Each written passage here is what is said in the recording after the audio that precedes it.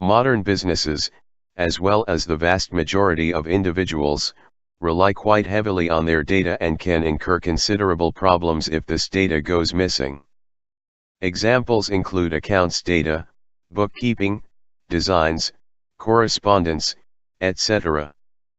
In the past, cybercriminals used to write malware that merely destroys the victim's data or renders his or her systems unusable.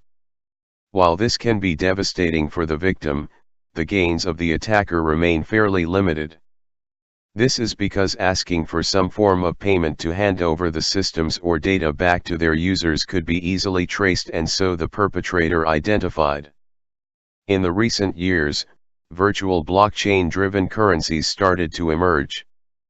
These rely on an anonymous virtual wallet represented by just a number, with no traceable link to its owner. The same applies to transactions, they are just given a numeric ID, and yet again there is no link to who the real owners are.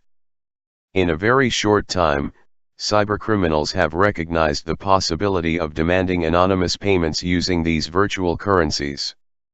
The decentralized nature of these currency systems makes it very difficult if not impossible to track down the criminals, and hence the world has witnessed a worrying infestation of a new breed of malware, ransomware.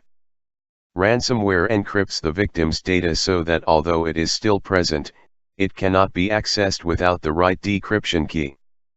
This key is usually kept on a secret command and control server managed by the cybercriminals and only given to the user when he or she pays up the ransom demanded by the malware.